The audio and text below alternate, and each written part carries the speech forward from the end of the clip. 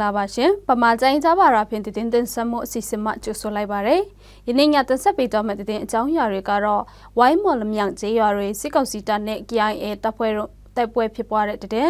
စစ်ကောင်စီတပ်မှအကေနဲ့ဖရော်တော်လန်ကိုမြေတူးစဖြင့်ဖြစ်စီလိုက်တဲ့တဲ့နဲ့ပူတောဒေတာအတွင်ကုန်တင်ကားရင်ငယ်များအရင်လိုပြန်လဲဝန်းထွက်နေတဲ့တဲ့ကိုကျမမွန်းကြကနေတင်ဆက်ပေးတော့မှာပါ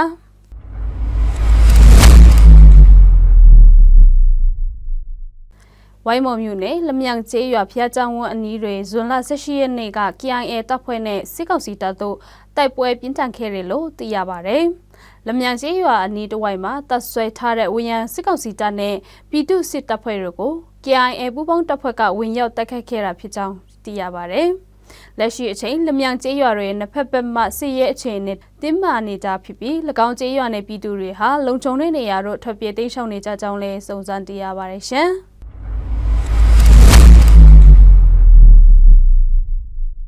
မိချနာအကေနဲ့ဖရော်တွာလန်ကိုစစ်ကောင်စီတပ်မှဇွန်လ18ရက်နေ့ကမြေတိုးဆက်ဖြင့်ဖြစ်စီလိုက်ကြောင်းဒေသခံတွေထံကသိရှိရပါတယ်။စစ်ကောင်စီတပ်မှဖြစ်စီလိုက်တဲ့လမ်းဟာပြည်သူများအဓိကသွာလာနေတဲ့လမ်းမကြီးဖြစ်ပြီးအခုလိုဖြစ်စီခံလိုက်ရတဲ့အတွက်ကြောင့်ပြည်သူများသွာလာရေးမှာခက်ခဲနေကြကြောင်းသိရပါတယ်။လမ်းမကြီးဖြစ်စီခံလိုက်ရတဲ့အတွက်ကြောင့်ပြည်သူတွေသွာလာရေးအတွက်အဆင်ပြေအောင်မြေများပြန်ဖို့ပြီးသွာလာနေကြကြောင်းလည်းသိရပါတယ်ရှင်။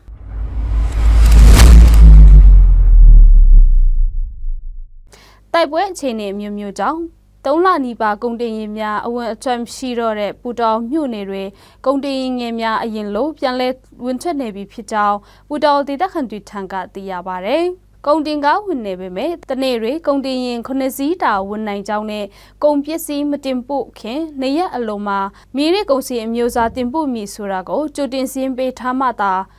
ဝင်ထွက်နိုင်ကြောင်းသိရပါတယ်။3လနီးပါးကုန်ပစ္စည်းပြက်လက်သွားတဲ့ပူတောင်မြို့နယ်တွေပြည်သူများကလည်းခုလိုကုန်ပစ္စည်းများပြန်ဝင်နေတာကြောင့်ဝမ်းသာနေကြပြီးကုန်စည်နှုန်းများလည်းရခင်ကလိုပုံမှန်ဈေးပြန်ဖြစ်ဖို့မျှော်လင့်နေကြကြောင်းလည်းသိရပါတယ်ရှင်။